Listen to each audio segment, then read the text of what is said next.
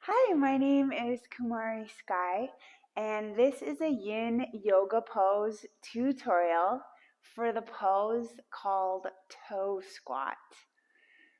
Most people really love this one. Just kidding.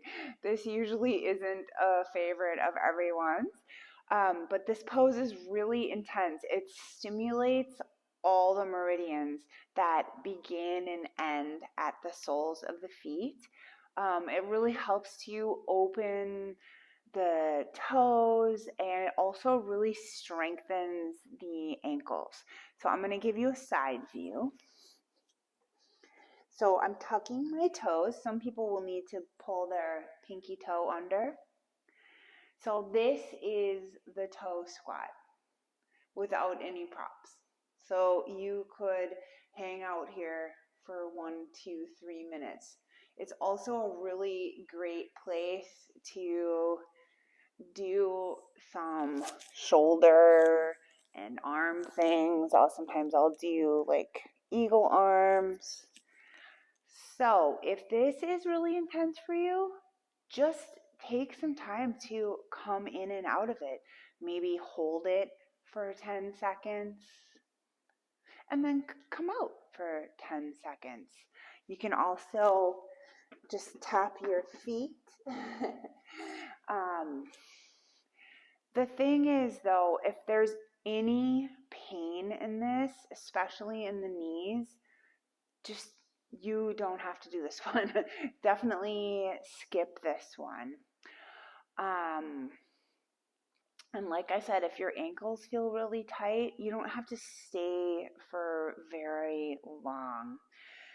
So, some ways of making this a little more accessible, if you are feeling like your knees are really feeling painful in this one, put your knees up on a blanket. Okay? So this can also help make it a little less intense.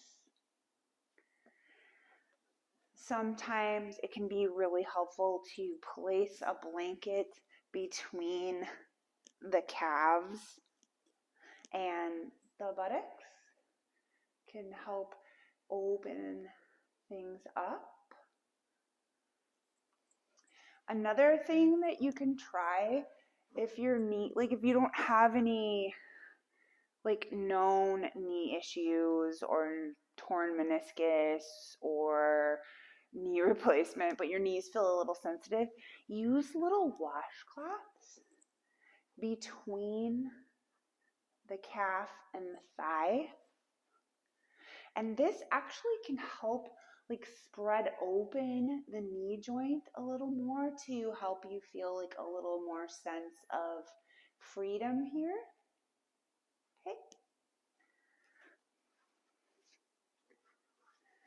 So the hold time with that one is 1 to 3 minutes. In my classes, I'll usually do it for 3 minutes, but I'll have them come in and out of it. So this one, where I have you in it and then I have them stand up. And I always remind people it's okay if this is too intense and you need to sit up a little bit more. Now, again, if your knees are sensitive in general, make sure you put more padding down. You could use a blanket, you could use a yoga mat rolled up a few times. That can be really helpful to make this pose a little more accessible. So some great counter poses after that one is doing child's pose or saddle pose. So leaning back, this is just like the very beginning of saddle pose. But you could also just do an ankle stretch, and I have a tutorial for that as well. So without any props, it's just leaning back like this. I find most people will really enjoy if you put a blanket, maybe start on the top of the blanket. And so then as you lean back, like I'm not even leaning back, and I feel like some major stretching there.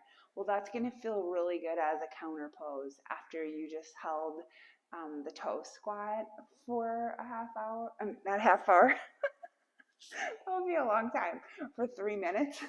You could also lean back a little bit. And the meridians affected are all the lower body meridians, especially because, like I said, our feet have all the meridians either starting or ending there. So this one's really, it's not one we do tons usually, but it's a really great pose. So just be extra careful if you have sensitive knees or ankles, and see if you can just make it work for you.